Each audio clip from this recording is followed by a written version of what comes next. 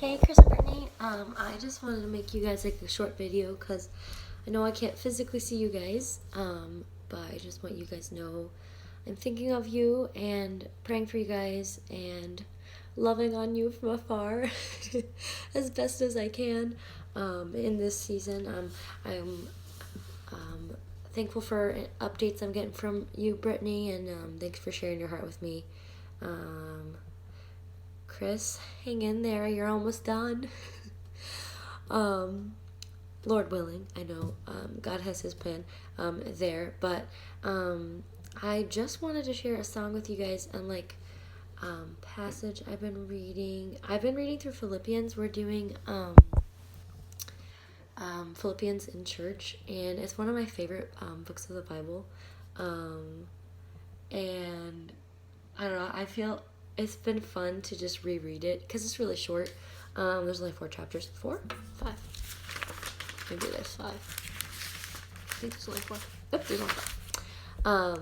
And so like every time I read it, I'm like, oh, there's just little different things that I feel like I'm getting out of it.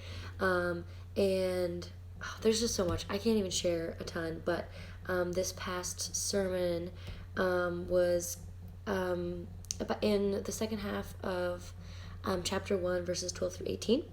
And Pastor was just talking about how, like, Paul, at the time, he's in prison, and even in the state he was in, God used him to advance the kingdom. And I'm just going to read that little segment, and then I might read other parts. I don't know.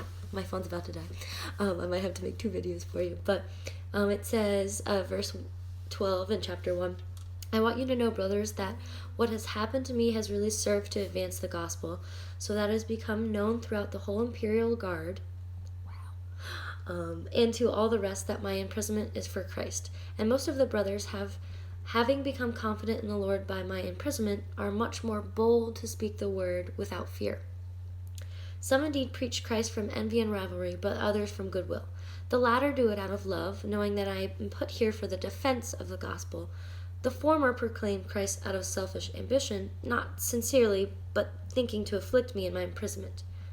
What then? Only that in every way, whether in pretense or in truth, Christ is proclaimed, and in that I rejoice. And so Paul is in prison and chained to other people, and he's still able to share Christ with other people.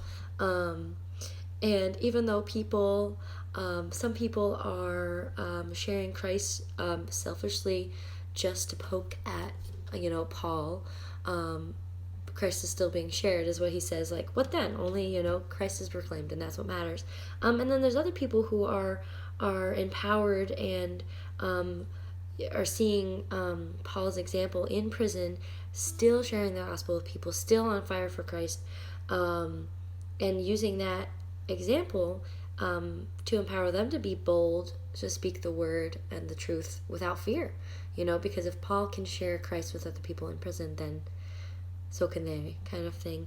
And I thought of you guys when I was listening to it, because I know that this time is not easy for you guys, and that this time is a test that I don't understand why you're in, but I know fully that God will use you to continue to love on other people, love on each other, be an example. Your guys' strengths, just the strengths that you guys carry naturally, are going to be an example to your nurses and your doctors that you see every day.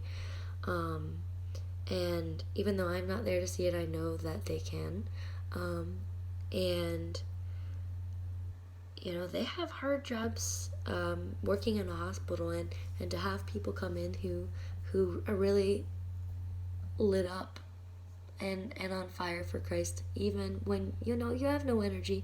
I fully believe that God is using you guys in this state.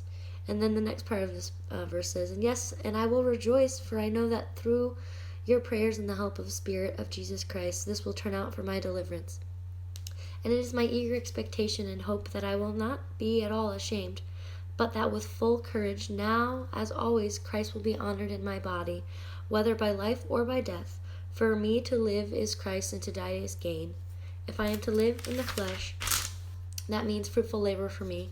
Yet which shall I choose, I cannot tell. I am hard pressed between the two. My desire is to depart and be with Christ, for that is far better, but to remain in the flesh is more necessary on your account.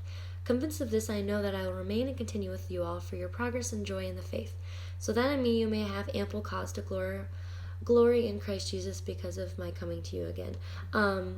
And the next verse says, only let your manner of life be worthy of the gospel of Christ, so that whether I come and see you or am absent, I may hear of you that you are standing firm in one spirit, for one mind striving side by side for the faith of the gospel, etc., etc.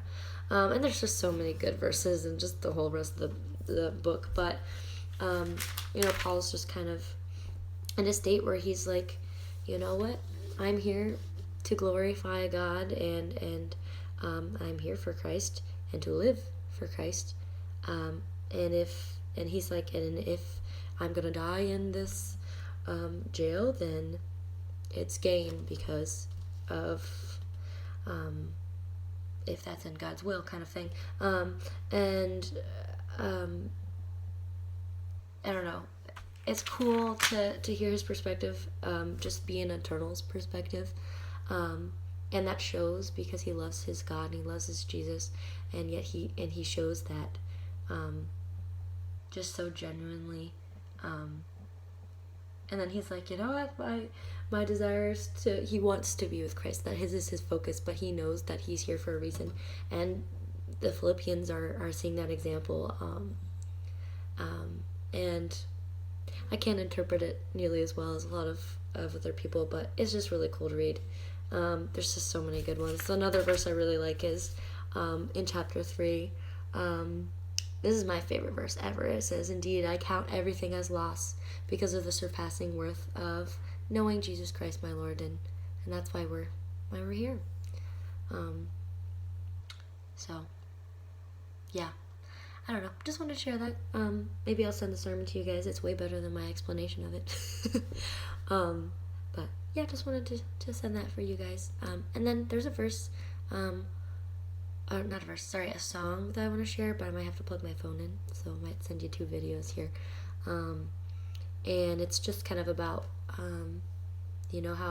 how God, he was human. He weeps with us in our pain, and he feels for us because he loves us and he's our Father. But at the same time, this song really talks about the promises of God, and even though, you might be in a time that is very difficult, God's promises still hold true. And I don't know, that's just a beautiful thing. I can't understand what you're going through in any way, but I can continue to be like, you know what, God still got you. God's keeping his promises towards you, and he has a purpose for you, and I'm really excited to see how he's using your story, and I'm seeing him using your story just in even my life. Like, I'm about to get married on Sunday, and I'm seeing the, in sickness and health, and for better, for worse, and like that happens sometimes right after marriage. It does not when you're 50, 60 years old, and God's still gonna use that to help you all grow, and I'm glad you guys have each other, and praying for you guys. Love you guys. I'll probably make another video for the song because my phone's about to die. Love you guys.